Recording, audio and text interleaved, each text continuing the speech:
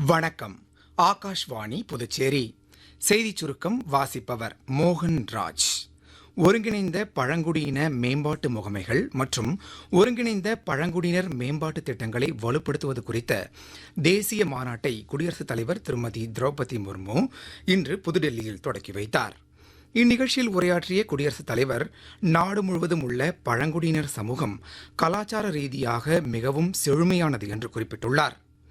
விடுதலை போராட்ட வீரர் வ.வே. சுப்பிரமணிய ஐயரின் நினைவு நாளையொட்டி குடியரசு துணைத் தலைவர் திரு சி.பி. ராதாகிருஷ்ணன் அஞ்சலி செலுத்தினார்.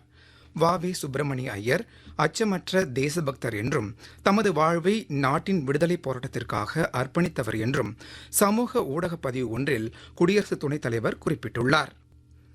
பிரதமர் திரு நரேந்திர மோடி தலைமையிலான ஆட்சியின் கீழ் இந்தியாவின் தூய்மையான எரிசக்தி வளர்ச்சி துரிதப்படுத்தப்பட்டு எரிசக்தி பாதுகாப்பு வலுப்படுத்தப்பட்டுள்ளதாக மத்திய புதிய மற்றும் புதுப்பிக்கத்தக்க எரிசக்தித்துறை அமைச்சர் திரு பிரகலாத் ஜோஷி தெரிவித்துள்ளார். கர்நாடக காங்கிரஸ் சட்டமன்ற கட்சித் தலைவர் திரு டி.கே. சிவக்குமார் கர்நாடக மாநில முதலமைச்சராக இன்று மாலை பதவியேற்கிறார்.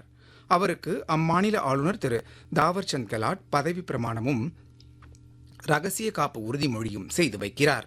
மேலும் அவருடன் சுமார் 10 பேர் அமைச்சர்களாக பதவியேற்பார்கள் என எதிர்பார்க்கப்படுகிறது. கோடை விடுமுறைக்கு பின் புதுச்சேரி மற்றும் தமிழகத்தில் நாளை பள்ளிகள் திறக்கப்பட உள்ளன. பள்ளி திறக்கும் முதல் நாளிலேயே மாணவர்களுக்கு பாடப்புத்தகங்கள் வழங்க ஏற்பாடு செய்யப்பட்டுள்ளது. இத்துடன் இந்த செய்திச் சுருக்கம் நிறைவு பெறுகிறது.